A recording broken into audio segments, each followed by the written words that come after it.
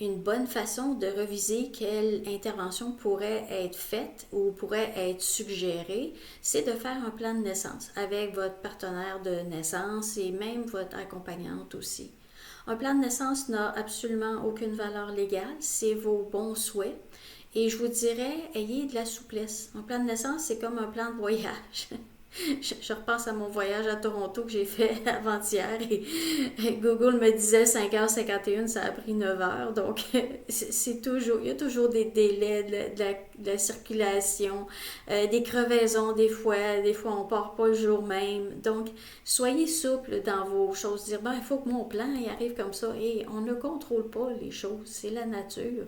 Et c'est mieux de aller avec le flow que d'aller contre le flow parce que vous allez vous épuiser à toujours vous battre.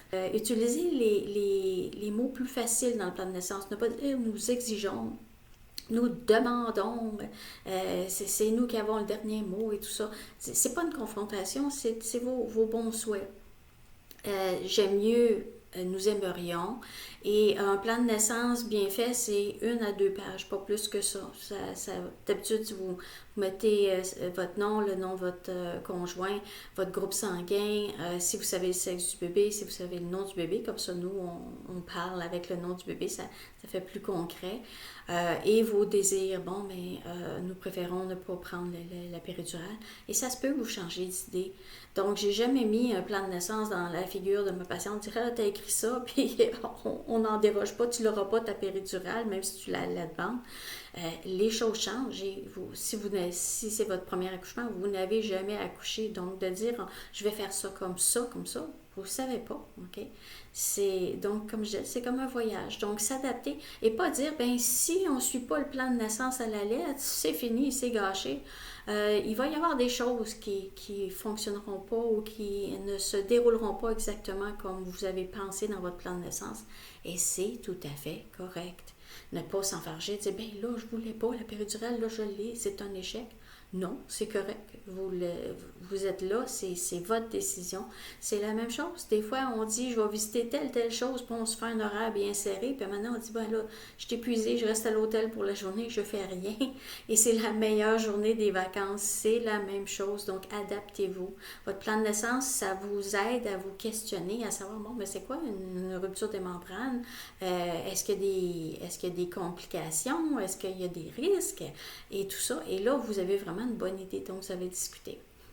Je vous suggère d'amener le plan de naissance au bureau de votre sage-femme, de votre médecin, pour qu'il le voit avant le travail. Parce que des fois, on arrive, puis bébé est en train de sortir. Donc, c'est pas le temps de, oh, je vais lire qu'est-ce que vous désirez.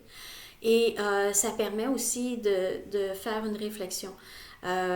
J'ai pas vu de plan de naissance qui m'ont choqué, à part les deux exemples que je vais vous donner. Mais la majorité du temps, c'était comme nous désirons un accouchement naturel, nous préférons pas de péridurale et blablabla. Et c'était tout à fait bon. C'est correct, c'est ça qui se passe 95% du temps. Il m'est arrivé d'avoir. Papa était il était très impliqué dans la grossesse et il arrive et il dit, nous avons fait le plan de naissance, Nathalie, tiens. Et il me donne, et c'était marqué, si bébé naît, ne l'essuyez pas. Et il dit, c'est naturel, le bébé il est mouillé, c'est son liquide. Fait que là, j'ai, attends une minute. Et on est au Québec, donc on a des variations de température, on a l'automne, on a le printemps. J'ai dit, est-ce que tu as une piscine chez vous? Il dit, ben oui. J'ai dit, est-ce que tu te baignes tard dans la saison estivale? Il dit, ben oui. J'ai dit, quand il fait pas très chaud et que tu sors et qu'il y a du vent et que tu es tout mouillé, qu'est-ce que tu fais? Il dit, ben, je prends une serviette, je m'essuie, puis je rentre dans la maison, puis je me mets dans des vêtements chauds et confortables. J'ai dit, ben, c'est ça qu'on fait avec ton bébé.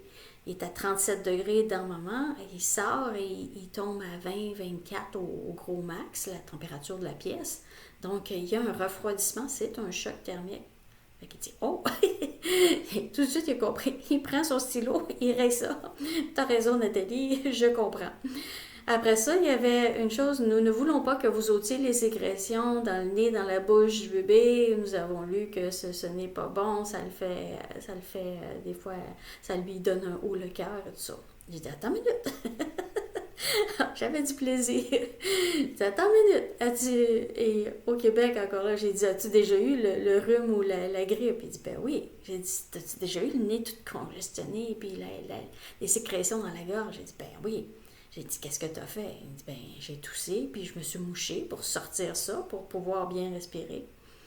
Ben, c'est ça qu'on fait avec ton bébé parce qu'il a la tête dans l'eau jusqu'à temps qu'il prenne sa première respiration et des fois, il en reste. Et on le voit. On ne le fait pas d'emblée d'ôter les sécrétions parce que oui, ça peut y faire ce qu'on appelle un gag réflexe, faire un haut le cœur qui peut envoyer les sécrétions à la mauvaise place ou des fois les gens vont pousser avec la poire plutôt que de suctionner. Donc, on dérange le moins possible, mais il y a des fois qu'on voit que le bébé a de la difficulté, puis en ôter. Et il y en a des bébés qui naissent dans le méconium aussi, donc c'est encore plus épais. Donc, c'est difficile de respirer avec du caca dans les poumons et dans la bouche. Fait que je dis ça au papa, il me dit attends, mais il prend son stylo et il ôte ça. Comme je dis, on a eu bien du plaisir. Et il comprenait, lui avait lu comme une version, nous refusons. Et là, quand j'expliquais pourquoi les choses sont faites, on n'a pas beaucoup d'interventions. À mon hôpital, on n'avait pas beaucoup d'interventions de routine. Il comprenait, puis il disait, ben, ça a bien de l'allure. Et c'était amusant à faire.